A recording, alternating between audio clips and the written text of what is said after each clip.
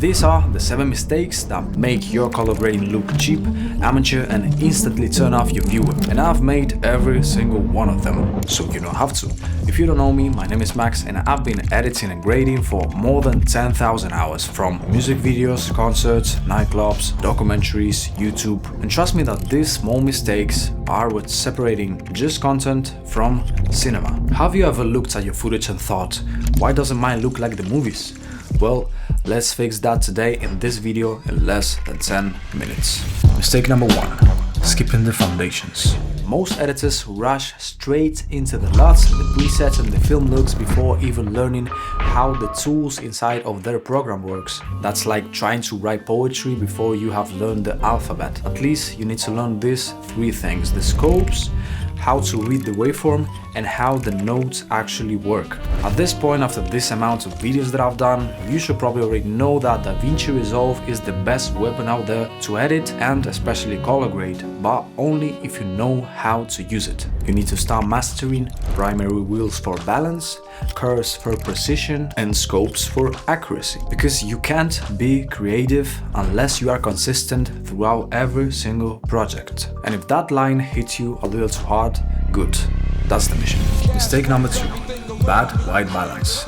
Even the best footage looks like trash if it's not balanced right. You could have the best cinematic grade on planet Earth, but if your whites are blue and your skin tones are green, it's over. You always have to neutralize before you stylize. You need to fix your temperature and your tint first and only then go crazy on the look, because no LUT will save a bad balance. For this, please use the vector scope. First of all, before color grading, it's really recommended to calibrate your monitor. If it's a MacBook, like, you're good to go. But if it's some cheap $100 screen that you have bought from Temu, you need to take care and keep that under control. Inside DaVinci, you have an automatic white balance tool. It's a qualifier, it's kind of sketchy, but you just point it over a white area and it approximately fixes your white balance, but make sure to double check that. And the third and very important point here that you need to apply throughout this whole video and any kind of tutorial that you see out there, and it's that once you know the rules, you can break them just like in any other artistic field. Let me give you an example so you understand this a little bit better.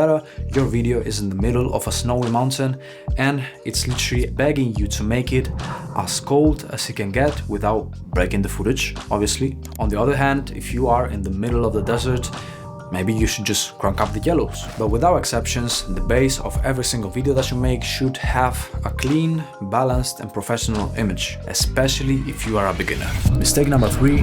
Wrong exposure balance. The difference between cinematic and cheap is control, especially in your highs and in your lows. Most beginners either crash their blacks until everything looks dead, or they blow out the highlights until everything is clipping, trying to look cinematic. Hear me out, you need to watch your scopes closely, you need to protect your skin tones and you need to let your shadows exist, don't murder them. And please don't make your videos darker thinking it's cinematic. That is not cinematic. Cinematic is not darker, it's deeper. And a good way of testing this, if you play your video on your phone in bright daylight and you can't see shit, neither will your viewer. So go back to DaVinci and lift everything up. Mistake number 4.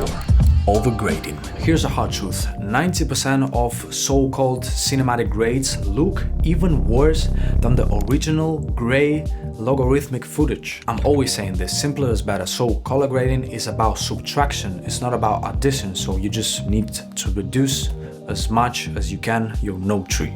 Your job is to remove distraction, not paint on top of them. The more you add, the worse it looks. And I've done it multiple times, way too much times. So please trust me on this. Do less, but do it right. Mistake number 5.